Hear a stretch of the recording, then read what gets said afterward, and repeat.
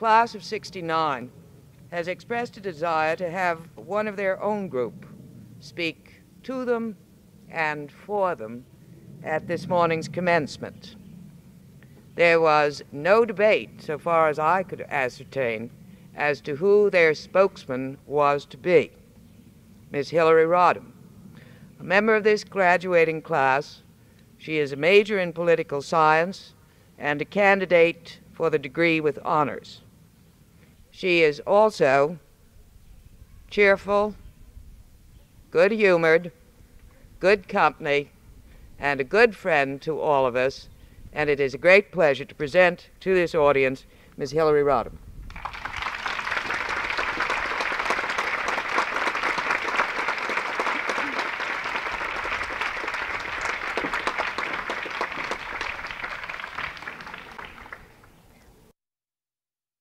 I'm very glad that Ms. Adams made it clear that what I'm speaking for today is all of us, the 400 of us.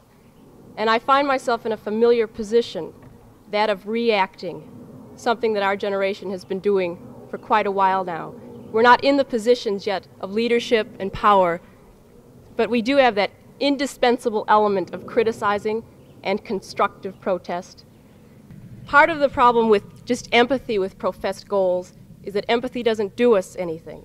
We've had lots of empathy, we've had lots of sympathy, but we feel that for too long, our leaders have viewed politics as the art of the possible. And the challenge now is to practice politics as the art of making what appears to be impossible possible.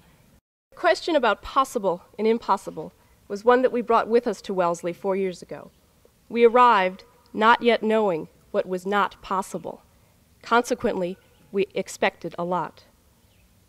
Our attitudes are easily understood, having grown up, having come to consciousness in the first 5 years of this decade, years dominated by men with dreams, men in the civil rights movement, the Peace Corps, the space program. So we arrived at Wellesley, and we found, as all of us have found, that there was a gap between expectation and realities.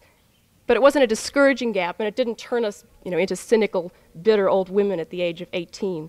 It just inspired us to do something about that gap. What we did is often difficult for some people to understand. They ask us quite often, why, if you're dissatisfied, do you stay in a place? Well, if you didn't care a lot about it, you wouldn't stay. It's almost as though my mother used to say, I'll always love you, but there are times when I certainly won't like you. Our love for this place, this particular place, Wellesley College, coupled with our freedom from the burden of an inauthentic reality, allowed us to question basic assumptions underlying our education. But we also know that to be educated, the goal of it must be human liberation, a liberation enabling each of us to fulfill our capacities so as to be free to create within and around ourselves. The struggle for an integrated life existing in an atmosphere of communal trust and respect is one with desperately important political and social consequences.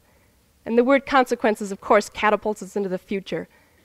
One of the most tragic things that happened yesterday, a beautiful day, was that I was talking to a woman who said she wouldn't want to be me for anything in the world. She wouldn't want to live today and look ahead to what it is she sees because she's afraid. Fear is always with us, but we just don't have time for it. Not now.